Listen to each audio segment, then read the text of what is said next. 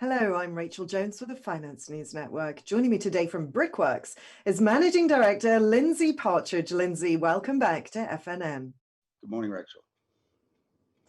Thanks, Lindsay. Now, first up, can you remind our audience about the history and spread of operations that comprise Brickworks today?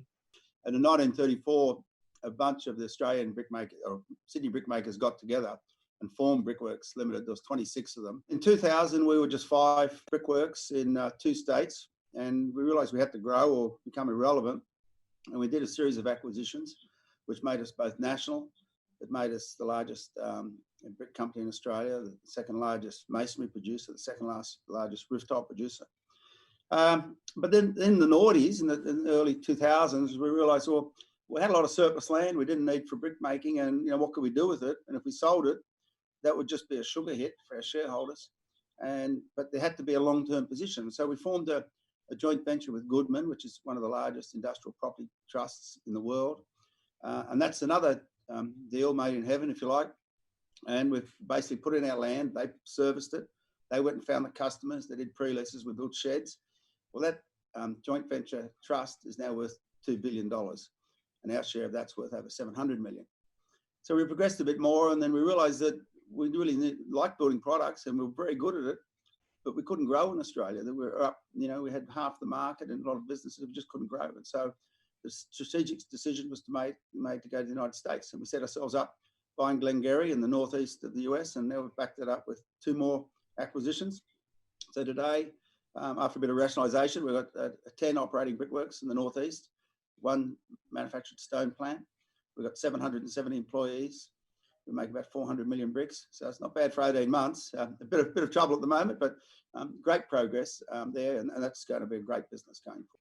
Thanks, Lindsay. That's a fantastic history that you have there. Now, moving to today, and a question many investors are asking companies at the moment: what impact is COVID-19 having?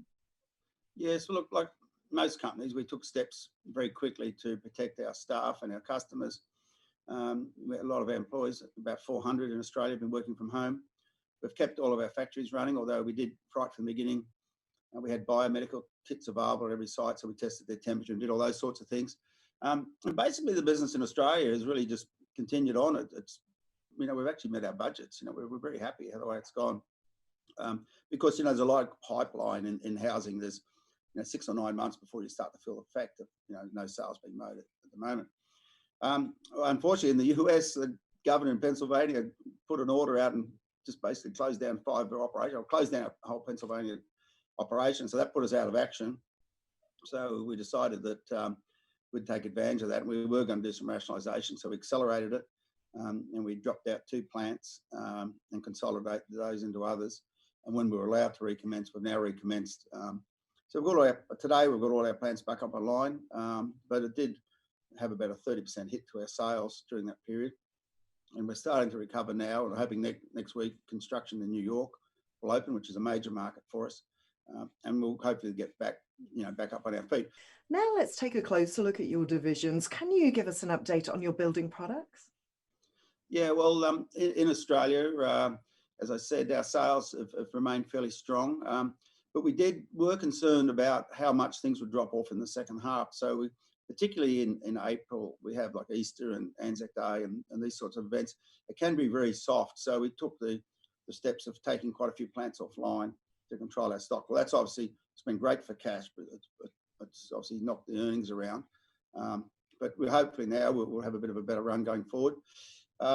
In the US, as I said, actually our sales year to date are up 26% because of the acquisitions, and we hadn't seen a full year, but we've had a couple of months where we've been down on a like-for-like basis by 30%. So a few too many moving parts there to sort of see how it's going to end at the end of the year, but we're hoping we're going to be, EBIT positive in both countries.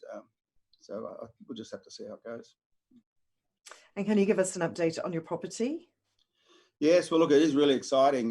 We're currently putting in all the services on Oakdale West. That's over 100 hectares in size. It's cost us, close to $100 million in services going in there. It really hasn't missed a beat. We've got a pre-lease there with Coles, and that's a massive building. It's about 10 football fields and 10 stories high. And we're sort of following a few more we're trying to bring into there. and we're building a new masonry plant, which is on the other side of the property. We call it Oakdale East, and that's just about ready to get going as well. So it's really quite exciting times in the property. It's actually going to grow more in the next 2 to 3 years than it has in the last 5 or 7. And how about your investments? Well, look, Washington H. Patterson has an incredible record. I think it's 13% compound growth for the last 20 years. Increased its dividend every year for 20 years. I mean, it's only one of 2 companies that have done that. I'm sure they'll come in with a strong result as they usually do, and they've been a great investment, a great partner for us. And now to your finances. Can you give us an update, including a comment on the dividend and share price? Yeah, look, our finance, we're pretty conservatively geared, sort of under 20%. And, at the moment, it was a bit unfortunate. We did a lot of acquisitions, a lot of growth, just as the virus hit. And, we don't normally would like to have been a bit lower than where we are, but anyhow, we are where we are. But we've got plenty of headroom, and we think we can run through okay. Now, the thing that's really interesting about our dividend compared to everybody else, and the reason why there was only 1 year since we listed in 1962 that a dividend ever went down, that was 1975. So we've had 44 years of steady or increased dividends, is because of our investments. And if you add up the income that we receive in dividend from Washington H. Patterson, plus now the income stream we get from our property trust, that totals about 80 million a year, which is the dividend. So, we would be pretty confident that we'll continue to pay our dividends, and with any luck, we might be able to increase them a bit more. We just paid the interim, and that was up 1 cent, so 20 cents. So, I think that's one of the great things about a company is that security of dividend. Lindsay Partridge, it's been great to chat to you today. Thanks so much for the update. My pleasure.